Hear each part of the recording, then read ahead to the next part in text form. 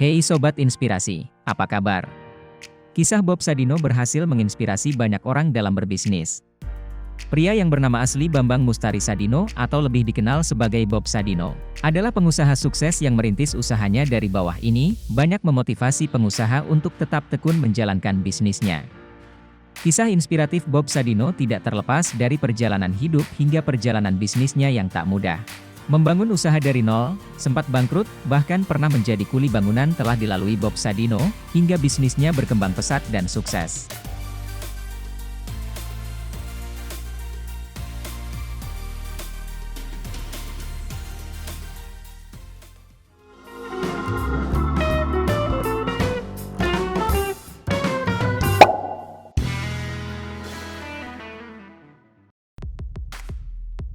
Bambang Mustari Sadino atau biasa dipanggil dengan nama Bob Sadino, pria kelahiran 9 Maret tahun 1933 ini, adalah seorang pengusaha asal Indonesia yang berbisnis dalam bidang pangan dan peternakan. Ia dikenal sebagai pemilik dari jaringan usaha Kemfood dan Kemcik.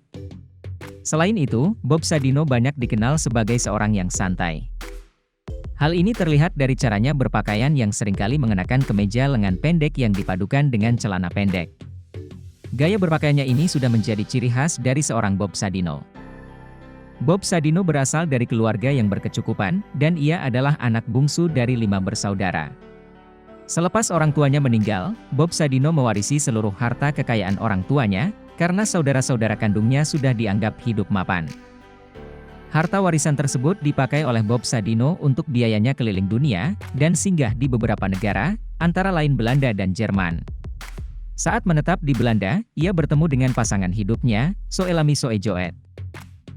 Setelah menikah, pada tahun 1967, Bob Sadino bersama keluarganya kembali ke Indonesia, dan memutuskan menetap di Indonesia.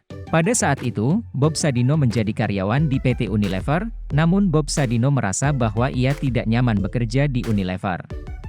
Akhirnya ia keluar dari Unilever dan memutuskan untuk terjun ke dalam dunia usaha. Hal ini karena ia berprinsip bahwa, dalam keluarga laki-laki adalah pemimpin, dan ia pun bertekad untuk tidak jadi pegawai yang berada di bawah perintah orang.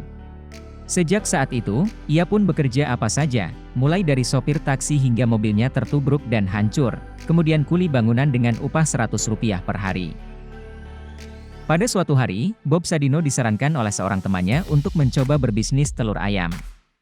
Bob Sadino tertarik dan mencoba untuk mengembangkan usaha peternakan ayam.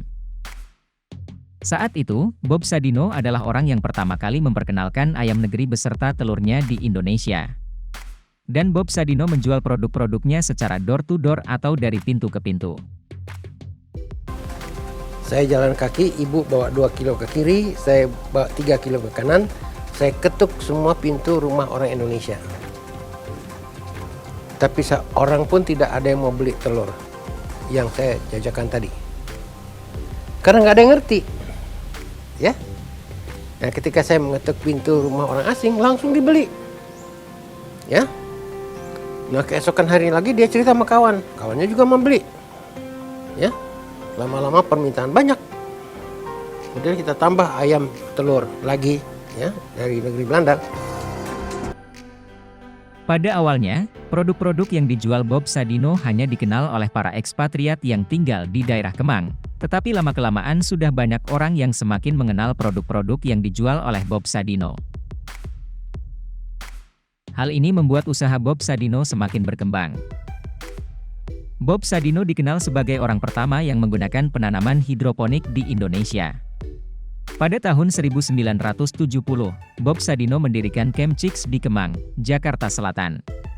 Kemcik ini dirancang seperti supermarket yang menyediakan berbagai produk pangan impor, dengan mangsa utamanya para ekspatriat dan kelas menengah atas.